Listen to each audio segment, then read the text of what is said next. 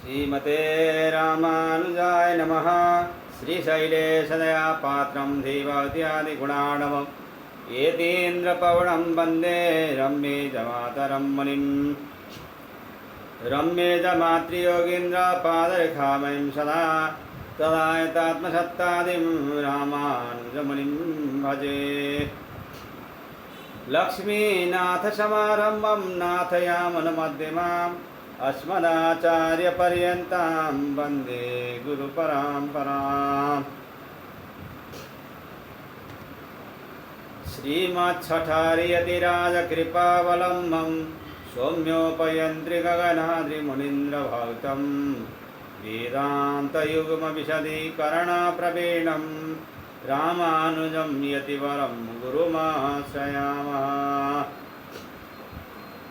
श्रीमद्काश्यपवंशमद्य गगने श्रीचन्द्रवद्भासितं श्रीमद्वेङ्कटनाथसेवनरतं बाणाचलोपासकं श्रीमधुसूदनार्यकृपया सम्प्राप्य मन्त्रादिकं वन्देऽहं बुधवर्यमाधवगुरोः पादारविन्दं सदा।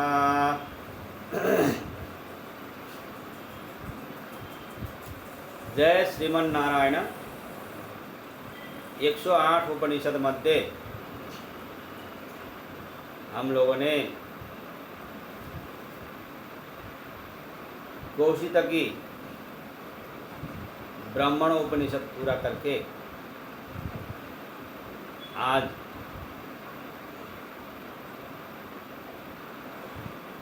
मैत्रेयी उपनिषद शुरू करने जा रहे हैं। सामवेद से संबद्ध इस उपनिषद में 3 अध्याय हैं। जब बृहद्रथ राजा को अपने शरीर की विनश्वरता का बोध हुआ तो उन्होंने अपने बड़े पुत्र को राज्यभार सौंप दिया और आत्मज्ञान पाने के लिए घोर जंगल में तप करने के लिए चले गए। उनके तीव्र तप से प्रभावित होकर मुनि शाकायन्य वहाँ आए और उन्होंने राजा से वर मांगने को कहा। राजा ने आत्म तत्व का वर मांगा।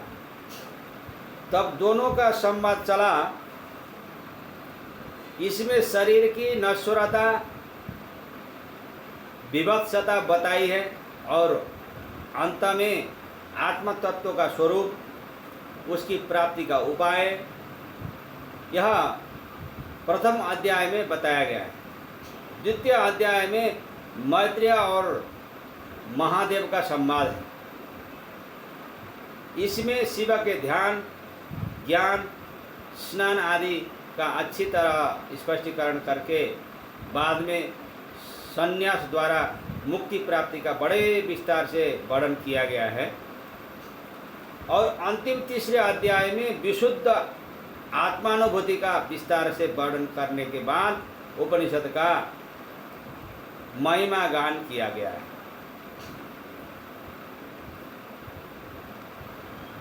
अथ प्रथम अध्याय। ओम बृहद्रथो वै नाम राजा राज्ये ज्येष्ठं पुत्रं विदापयिते दमाशाश्वतं मन्यमानः शरीरं वैराग्यमुपेतोरण्यं जगाम स तत्र परमं तप आस्था आदित्यमीक्षमाणा ऊर्ध्वबाहुस्तिष्ठत्यन्ते सहस्रस्य मुनिरन्तिकमा जगा भाग्निरीवाधूम कस्तेजसा निर्दहन्नीवात्मविद् भगवान् छाकायन्य उत्तिष्ठोत्तिष्ठ वरं वृणीष्वेति राजा नाम ब्रवीत् स तस्मै नमस्कृत्योवाच भगवन्नाहमात्मा वित्वं तत्त्वो विशृणुमो वयं सत्वं नो ब्रूहीति एतद्ब्रीतं पुरस्तादशक्यं मा पृच्छ प्रश्नम् ऐक्ष्वाकान्यान् कामान् वृणीष्वेति साकायन्यस्य चरणा पविमृश्यमानो राजेमं गाथं जगाद। ओम बृहद्रथ नाम के एक राजा को यह शरीर विनाशशील है ऐसा ज्ञान होने पर वैराग्य आ गया और इसलिए वह अपने बड़े पुत्र को राज्य का भार सौंपकर वन में चले गए। वहाँ उन्होंने बड़ी कठोर तपश्चर्या की। वह सूर्य के सामने ही देखता रहता था, हाथ ऊंचा करके खड़ा रहा करते थे। 1000 वर्ष के बाद इस तपश्चर्या के फलस्वरूप एक बार एक निर्धूम अग्नि जैसे तपस्वी आत्मज्ञ शाकायन्य महामुनि उनके पास आकर खड़े हो गए और बोले,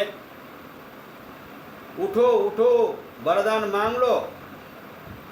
तब राजा ने उन्हें नमस्कार करके कहा, हे भगवान, मैं आत्मज्ञानी नहीं हूँ और हमने सुना है कि आप तो आत्मज्ञानी हैं, इसीलिए आप मुझे इस तत्व का उपदेश दीजिए। तब मुनि शाकायन्य ने वह तो बड़ा ही कठिन है ऐसा कहकर दूसरा कोई वर मांग लेने को कहा। यह सुनकर बृहद्रथ राजा ने मुनि के दोनों चरणों को पकड़कर यह बात कही।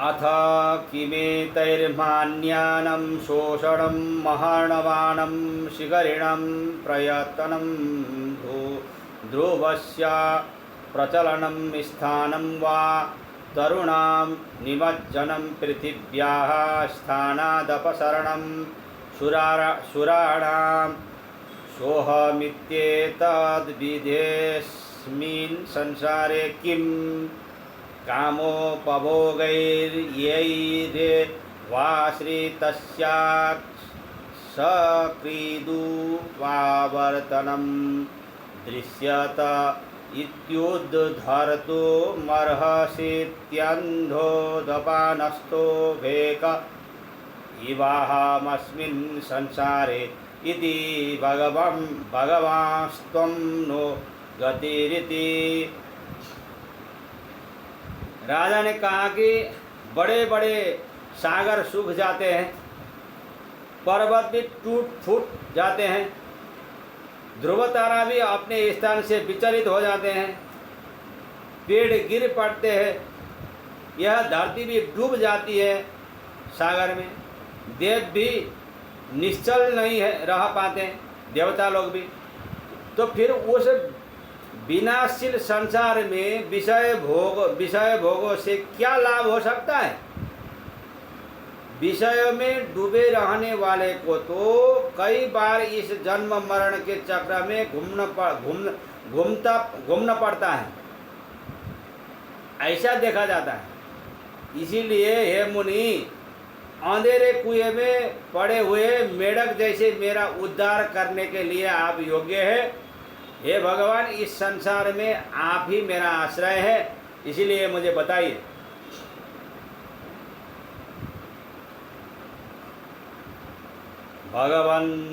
भगवन् शरीरमिदं मैथुना देवोद्भूतं संविदपेतं निरय देवमूत्रद्वारेण निष्क्रान्तमस्ति मिश्रितं मांसेनालुलिप्तं चर्मणा बबद्धं विन्मूत्रवातपित्तकफ मज्जामेदो वसाभिरन्यैश्च मलैर्बहुभिः परिपूर्णं एतादृशे शरीरे वर्तमानस्य भगवस्त्वं नो गतिरिति। हे भगवान, मैथुन से ही उत्पन्न हुआ यह शरीर यदि ज्ञान से रहित हो तब तो वो नरक ही है, क्योंकि वह मूत्र के द्वारा से निकाला है, मूत्र के द्वार से निकाला है। हड्डियों से उसे आकार दिया गया है, मांस से उसे लेपा गया है, चमड़ी से उसे मढ़ा गया है, और विष्ठा, मूत्र, बात, पित्त, कफ, मज्जा, मेद, चर्बी और अन्य अनेक प्रकार की मलिनताओं से भरा पूरा है। ऐसे शरीर में रहे हुए मेरा आप भी एकमात्र आश्रय है, उद्धार करने के लिए सक्षम। अथ भगवान् शाकायन्याः सुप्रीतो ब्रवीद्राजानं महाराजा बृहदते इक्ष्वाकुवंशज शीर्षात्मज्ञः कृतकृतस्त्वं मरुन्नाम्नो विश्रुतोऽसित्ययं खल्वात्मा ते कालमो भगवान् वर्ण्य इति त्वं होवाच।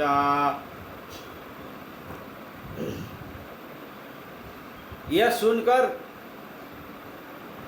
भगवान शाकायन्य ने बहुत प्रसन्न होकर कहा, हे महाराज बृहद्रथ, तुम सचमुच बड़े ही भाग्यशाली कृतकृत्य हो। मरुत नाम से तुम विख्यात हो, यही तुम्हारा आत्मा है। तब राजा ने कहा, वह कौन सा आत्मा है?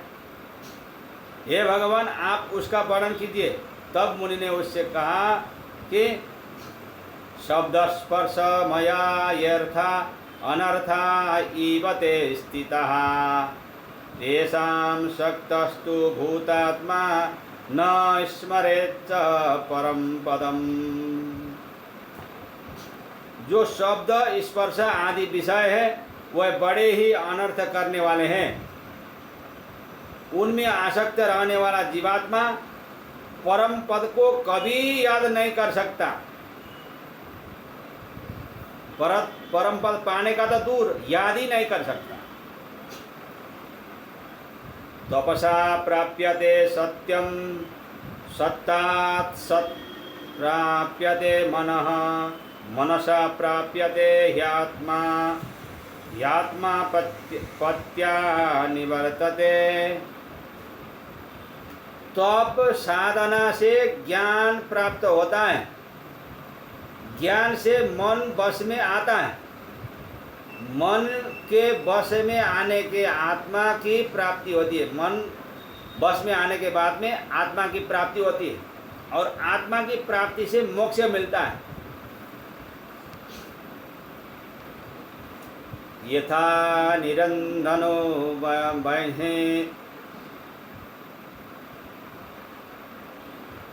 यथा निरंधनो बहिः सोयो नावोपशाप्यति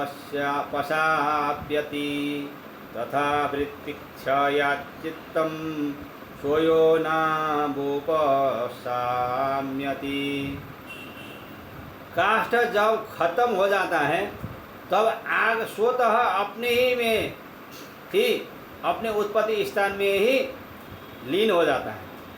ठीक उसी प्रकार जब चित्त वृत्तियाँ क्षीण हो जाती है तब मन अपने कारण रूप आत्मा में ही लीन हो जाता है।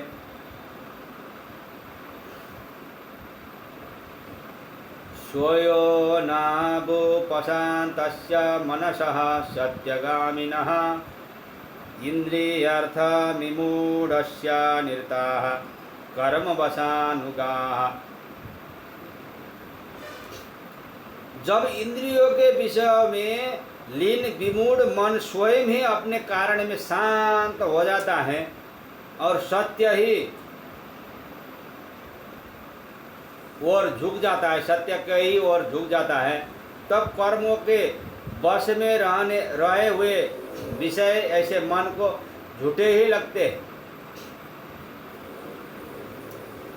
चित्तमेव ही संसारस्तत् प्रयत्नेन शोधयत् यच्चित्तस्तन्मयो भवति गुह्यमितत् सनातनम। हमारा मन ही संसार है। दुख भी मन में ही है, सुख भी मन में ही है। इसीलिए प्रयत्न पूर्वक उसको शुद्ध करना चाहिए मन को। गंदा मन है, तन नहीं है। तन तो जल से धोने पर साफ हो जाता है, मन जल से धोने पर भी साफ नहीं होता। जैसा जिसका चित्त होता है वैसा ही वह मनुष्य होता है। यह तो सनातन रहस्य है। चित्तस्य ही प्रसादेन हन्ति कर्म शुभाशुभम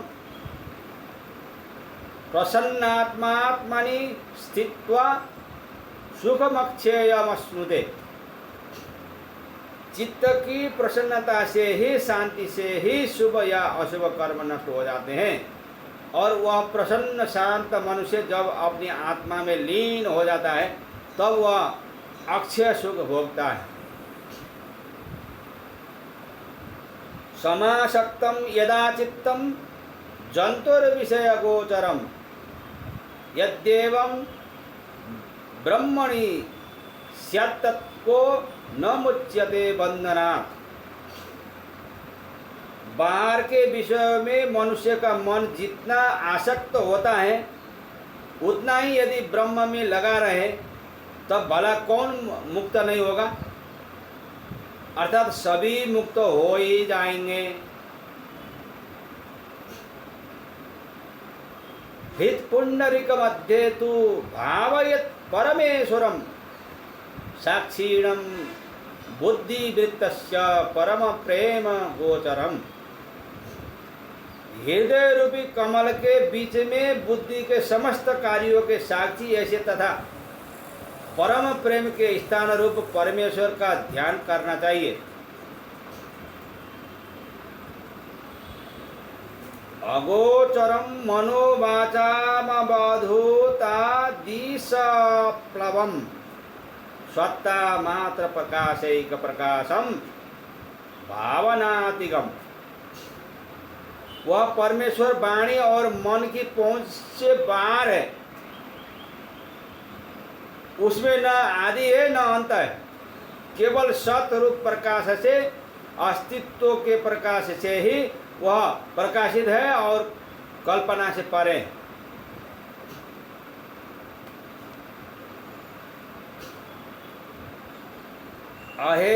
अहेयमनुपादेयम सामान्य विशेषणम ध्रुवम स्तिमित गंभीरम न तेजो न तमस्तम निर्विकल्पम निराभासम निर्वाणमय संविदम।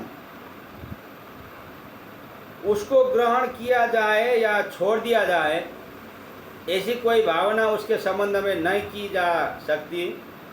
उसे सामान्य भी नहीं कहा जा सकता और विशेष भी नहीं कहा जा सकता।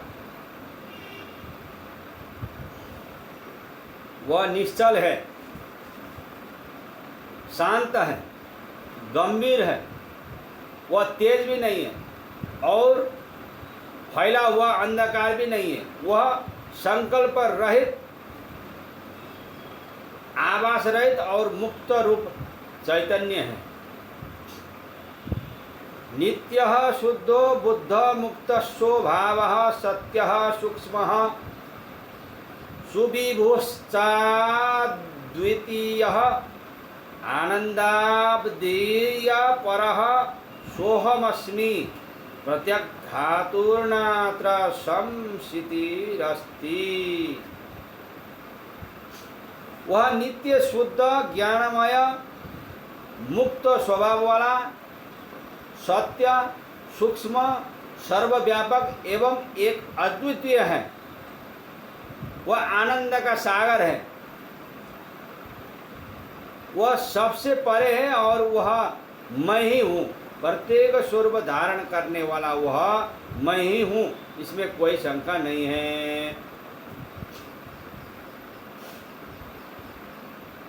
आनंद मंत्र निजमाश्रयम तमाशा तमाशा पिशाची मवमानयन्तम् आलोकयन्तं जगदीन्द्रजालमापत् कथं मम प्रविशेदसंगम।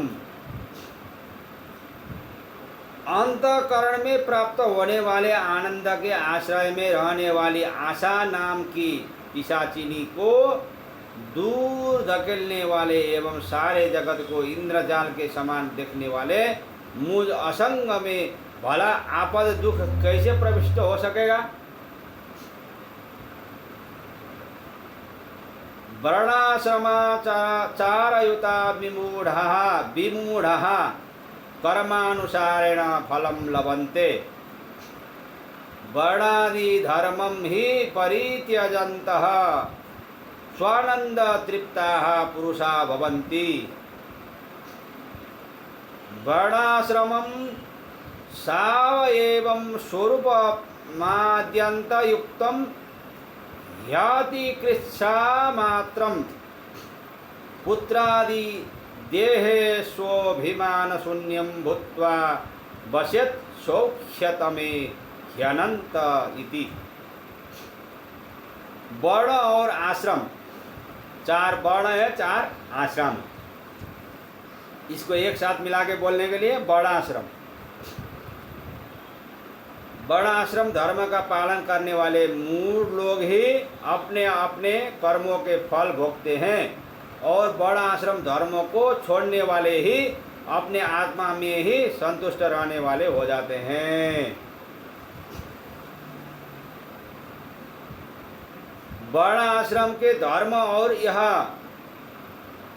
सावयव शरीर ये सब आदि और अंत वाले हैं और इसीलिए बड़े ही कष्टदायक है। इसलिए मनुष्य को चाहिए कि वह पुत्र आदि के शरीरों में ममत्व से शून्य होकर परमानंद रूप अनंत में स्थिर बना रहे, तभी ब्रह्म को प्राप्त कर सकता है, मुक्ति को प्राप्त कर सकता है।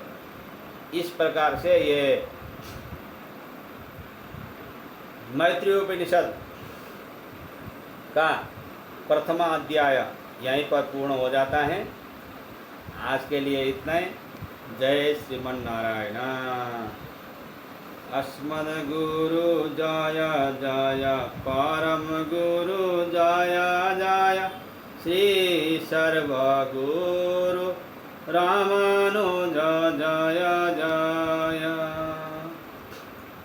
रामानुज जय जय यतिपति जय जय श्रीधरणीधर फणिपति जय जय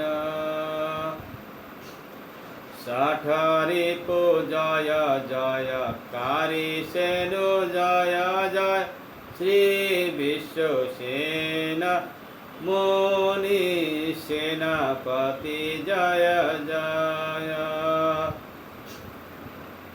राम कृष्ण हरे राम कृष्ण हरे श्रीमन्नारायण राम कृष्ण हरे राम कृष्ण हरे राम कृष्ण हरे रंगनारायण राम कृष्ण हरे राम कृष्ण हरे राम कृष्ण हरे वेंकट नारायण राम कृष्ण हरे राम कृष्ण हरे राम कृष्ण हरे गोविंद नारायण राम कृष्ण हरे राम कृष्ण हरे राम कृष्ण हरे मुक्ति नारायण राम कृष्ण हरे। जय श्रीमन नारायण।